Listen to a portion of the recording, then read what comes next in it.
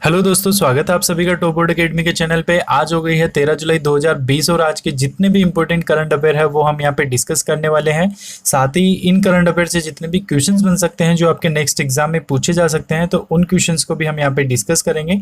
तो आपको इस वीडियो को एंड तक देखना है, इसमें बताए गए सभी क्वेश्चंस को अच्छे से समझना है और याद रखना है। तो चलिए आज की वीडियो की शुरुआत करते हैं। आज का पहला क्वेश्चन है, इसरो अगस्त 2020 में ध्रुवीय उपग्रह प्रक्षेपण यान PSLV से किस देश के अमेजोनिया वन उपग्रह को ले जाने की तैयारी कर रहा है? तो आपके ऑप्शन हो गए Israel, Brazil, Iran, Sudan, Afghanistan. Okay, तो ISRO Indian Space Research Organisation अपने पोलर सैटेलाइट लॉन्च व्हीकल से अमेजोनिया वन उपग्रह, जो कि कहाँ का है, ब्राजील का उपग्रह है, तो इसको अंतरिक्ष में ले जाने की अभी तैयारी कर रहा है। ठीक है, अमेजोनिया वन जो है ये पृथ्वी का अवलोकन करेगा और ऐसा करने वाला है ब्राजील का अपना पहला उपग्रह होगा। क्लियर है? चलिए नेक्स्ट क्वेश्चन देख लेते हैं। नेक्स्ट क्वेश्चन है, जुलाई 2020 में निम्न में से किसने राज्यों के कला, शिल्प और हथकरघा क्षेत्रों को बढ़ावा देने के लिए कर्नाटक MSME और खान विभाग के साथ एक समझौता ज्ञापन पर हस्ताक्षर किए हैं? आपके ऑप्शन हो गए Amazon, Snapdeal, Flipkart, Myntra, AJIO. Okay, तो यहाँ पे फ्लिपकार्ट ने यह समझौता किया है। ओके, फ्लिपकार्ट ने राज्यों के कला, शिल्प और हथकरघा क्षेत्रों को बढ़ावा देने के लिए कर्नाटक MSME और खान विभाग के साथ ये समझौता किया है। ठीक है, और यह क्या करेगा, ये जो राज्यों के कला, शिल्प और हथकरघा क्षेत्र है इनको अपने ई-कॉमर्स प्लेटफॉर्म पे लेके आएगा और उनको मार्केट वैल्यू प्रदान कराएगा, मतलब उनको मार्केट तक पहुंच बनवाएगा उसकी। क्लियर है? चलिए नेक्स्ट क्वेश्चन देख लेते हैं। नेक्स्ट क्वेश्चन है, his holiness the 14th Dalai Lama in illustrated biography नामक पुस्तक के लेखक कौन है? ऑप्शन हो गए युवा, तक्षण साक्य, Tenzin Tethong, Jamyang Norbu, Patrick French. Okay, तो ये जो His holiness the 14th Dalai Lama an illustrated biography है, ये किसकी? दलाई लामा की बायोग्राफी है और ये किसने लिखी है? तेंजिन टेचे टेथोंग ने लिखी है। ठीक है, ये उनके सलाहकार थे, 40 साल से अधिक उन टाइम से उनके सलाहकार हैं ये दलाई लामा के। ठीक है, तो इन्होंने ये बुक लिखी है और इसमें उन्होंने दलाई लामा के जीवन और समय की 400 से अधिक पहले कभी नहीं देखी गई तस्वीरें और दस्तावेजों को शामिल किया है। क्लियर है? चलिए नेक्स्ट क्वेश्चन देख लेते हैं। नेक्स्ट क्वेश्चन है, महाराष्ट्र सरकार निम्न में से किस बैंक के साथ एक तनाव कोष स्थापित कर रही है जो मुंबई महानगर क्षेत्र और राज्य के अन्य शहरी क्षेत्रों में रुकी हुई झुग्गी पुनर्वास परियोजनाओं को फिर से स्टार्ट करेगा? ऑप्शन हो गए ICICI bank, HDFC bank, yes bank, SBI, PNB। Okay, तो यहाँ पे महाराष्ट्र सरकार अभी SBI बैंक के साथ मिलकर एक तनाव को स्थापित कर रही है जो मुंबई महानगर क्षेत्र और राज्य के अन्य शहरी क्षेत्रों में जो झुग्गी पुनर्वास परियोजनाएं हैं उनको फिर से स्टार्ट करेंगे। ठीक है, और ये जो परियोजनाओं को पुनर्जीवित करने के लिए जो राशि दी जाएगी सरकार द्वारा वो 700 करोड़ रुपए से 1000 करोड़ रुपए तक का उसमें निवेश किया जाएगा। इतनी राशि उसमें दी जाएगी गवर्नमेंट की तरफ से। ठीक है, क्लियर है? चलिए नेक्स्ट क्वेश्चन देख लेते हैं। नेक्स्ट क्वेश्चन है, जुलाई 2020 में प्योर फॉर श्योर अभियान के तहत किस राज्य में दूध और डेयरी उत्पादों के नमूने एकत्रित किए गए हैं या फिर किए जाएंगे? ऑप्शन हो गए पंजाब, गुजरात, राजस्थान, बिहार, हरियाणा। ओके, तो यह अभियान जो है राजस्थान में लॉन्च किया गया है। ठीक है, तो प्योर फॉर श्योर अभियान के तहत राजस्थान में दूध और डेयरी उत्पादों के जो नमूने हैं वो एकत्रित किए जाएंगे। ठीक है, क्लियर है? चलिए नेक्स्ट क्वेश्चन देख लेते हैं। नेक्स्ट क्वेश्चन है, RBI के आंकड़ों के अनुसार किस राज्य ने वित्त वर्ष 2020 से 21 में 30,500 करोड़ रुपए जुटाए हैं और देश में राज्यों के बीच बाजार उधार में सबसे ऊपर है? ऑप्शन हो गए तमिलनाडु, केरल, महाराष्ट्र, कर्नाटक, गुजरात। ओके, तो जो वित्त वर्ष 2020-21 में 30,500 करोड़ रुपए जुटाए हैं वो किसने जुटाए हैं? तमिलनाडु ने जुटाए हैं और यह देश में राज्यों के बीच बाजार उधार में सबसे नंबर 1 पे है, सबसे टॉप पे है, सबसे ऊपर है। ठीक है, तमिलनाडु के बाद नंबर आता है महाराष्ट्र का। ठीक है, महाराष्ट्र के बाद आंध्र प्रदेश और उसके बाद राजस्थान का इसमें नंबर है बाजार उधार लेने में। क्लियर है? चलिए नेक्स्ट क्वेश्चन देख लेते हैं। नेक्स्ट क्वेश्चन है, एशिया प्रशांत में कैंसर की तैयारी, सार्वभौमिक कैंसर नियंत्रण की दिशा में प्रगति पर इकोनॉमिस्ट इंटेलिजेंस यूनिट की रिपोर्ट में भारत की रैंक क्या है? छठी रैंक, 7वीं रैंक, 8वीं रैंक, 9वीं रैंक, 10वीं रैंक। ओके, तो जो अभी इकोनॉमिस्ट इंटेलिजेंस यूनिट की रिपोर्ट आई है जिसमें एशिया प्रशांत में कैंसर की तैयारी और सार्वभौमिक कैंसर नियंत्रण की दिशा में जो प्रगति है, तो इसमें जो भारत की रैंक है वो कितनी है?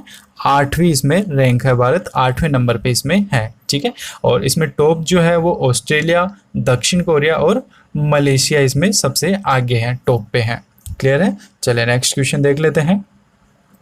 नेक्स्ट क्वेश्चन है, डन और ब्रेड स्ट्रीट की country risk and global outlook report के अनुसार वैश्विक अर्थव्यवस्था की 2020 में कितने प्रतिशत तक कम होने की संभावना है? 4.2%, 4.8%, 5.2%, 5.9%, 6.4%। ओके, तो जो डन और ब्रेड स्ट्रीट की country risk and global outlook report अभी जारी हुई है, तो इसमें वैश्विक अर्थव्यवस्था की 2020 में 5.2% तक कम होने की संभावना इसमें बताई गई है। ठीक है, यह डन और ब्रेड स्ट्रीट की country risk and global outlook report में कहा गया है, जिसमें 132 देशों को शामिल किया गया था। 132 देशों पे इसमें सर्वे किया गया है। क्लियर है? चलिए नेक्स्ट क्वेश्चन देख लेते हैं। नेक्स्ट क्वेश्चन है, निम्न में से किसने स्कूल न जाने वाले और जोखिम वाले बच्चों को गुणवत्ता प्राथमिक शिक्षा में लाने के लिए $100 मिलियन की संयुक्त परियोजनाएं शुरू करने के लिए एजुकेशन अबव ऑल के साथ एक समझौते पर हस्ताक्षर किए हैं? ऑप्शन हो गए AIIB, IMF, विश्व बैंक, ADB, NDB। ओके, तो यहाँ पे अभी एशियन डेवलपमेंट बैंक और एजुकेशन अबव ऑल जो संगठन है, फाउंडेशन है, इन्होंने मिलकर स्कूल न जाने वाले और जोखिम वाले बच्चों को गुणवत्ता प्राथमिक शिक्षा में लाने के लिए $100 मिलियन की संयुक्त परियोजनाएं शुरू करने का फैसला यहाँ पे इन्होंने किया है। और यह संगठन यह सुनिश्चित करने के लिए 10 देशों में परियोजनाओं को लागू करेंगे, जिसमें कम से कम 3,20,000 स्कूल न जाने वाले बच्चों को गुणवत्ता प्राथमिक शिक्षा के उनके अधिकार के बारे में एहसास दिलाएंगे, उनको उनका अधिकार दिलाएंगे। क्लियर है? चलिए नेक्स्ट क्वेश्चन देख लेते हैं।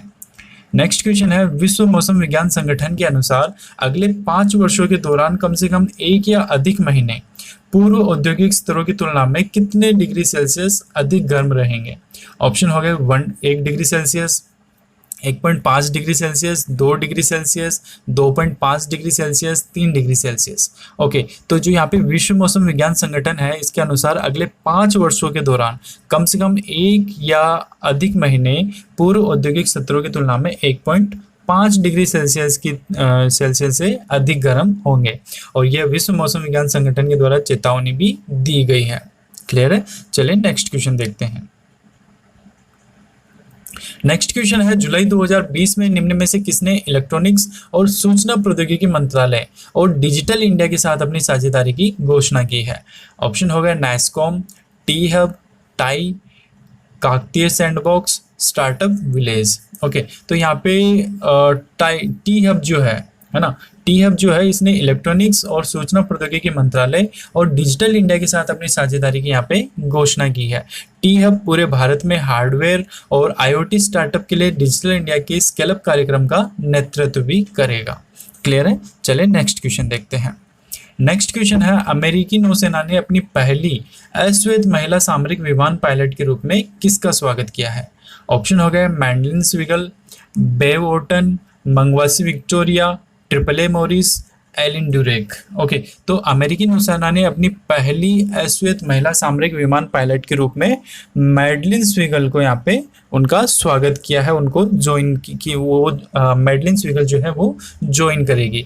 और लेफ्टिनेंट JG मैडलिन स्विगल ने नौसैनिक उड़ान स्कूल का अपना नौसैनिक उड़ान स्कूल पूरा कर लिया है, और जुलाई 2020 के अंत में उड़ान अधिकारी इंसिनिया, जिसे रिंग्स ऑफ गोल्ड कहा जाता है, से इनको नवाजा जाएगा। क्लियर है? चलिए नेक्स्ट क्वेश्चन देखते हैं। नेक्स्ट क्वेश्चन है, ऑपरेशन समुद्र सेतु जिसे 5 मई 2020 को लॉन्च किया गया था, सफलतापूर्वक कितने भारतीय नागरिकों को समुद्र के द्वारा उनकी मातृभूमि में वापस लाने के बाद समाप्त हो गया है? ऑप्शन है 3,542, 3,761, 3,812, 3,992, 4,102। ओके, तो जो ऑपरेशन समुद्र सेतु है जिसे 5 मई 2020 को लॉन्च किया गया था, तो इसने सफलतापूर्वक 3,992 भारतीय नागरिकों को समुद्र के द्वारा उनकी मातृभूमि भारत में वापस लाने का अपना काम समाप्त कर लिया है और इसी के साथ ये जो मिशन है वो भी समाप्त हो गया है। और यह मिशन टोटल 55 दिन के लिए चला था। ठीक है, ये चीज़ हमें याद रखनी है। और इसमें भारतीय नौसेना की 4 जहाज जलस्व, ऐरावत, है ना, जलस्व, ऐरावत, शार्दुल और मगर, इन चारों जहाज को ये शामिल किया गया था और इन चारों जहाज के थ्रू ये ऑपरेशन जो है कंप्लीट किया गया था। ओके, तो यहाँ पे ये 55 दिन याद रखना है हमें और ये चारों जहाज के जो नाम है ये भी हमें याद रखना है। तो क्लियर है। तो दोस्तों ये हो गए आज के सारे इंपॉर्टेंट करंट अफेयर और उनसे रिलेटेड क्वेश्चंस जो आपके एग्जाम में पूछे जा सकते हैं। तो इन्हें आप अच्छे से समझ लीजिएगा और अच्छे से याद कर लीजिएगा। अगर आप इसका पीडीएफ डाउनलोड करना चाहते हैं तो इसे आप हमारे टेलीग्राम ग्रुप से डाउनलोड कर सकते हैं। टेलीग्राम ग्रुप का लिंक मैंने डिस्क्रिप्शन में दे दिया है, तो वहाँ से आप इसे डाउनलोड कर लीजिएगा। तो वीडियो अच्छी लगी है तो इसको लाइक कर देना, शेयर कर देना अपने दोस्तों के साथ, फैमिली मेम्बर्स के साथ। और डेली ऐसे ही करंट अफेयर्स की वीडियोस देखने हैं और या फिर डेली जनरल नॉलेज की वीडियोस आपको देखने हैं तो इस चैनल को सब्सक्राइब कर लेना और बेल आइकन को जरूर प्रेस कर देना। तो आज के लिए बस इतना ही। कल फिर मिलेंगे कुछ और नए करंट अफेयर के साथ। जय हिंद।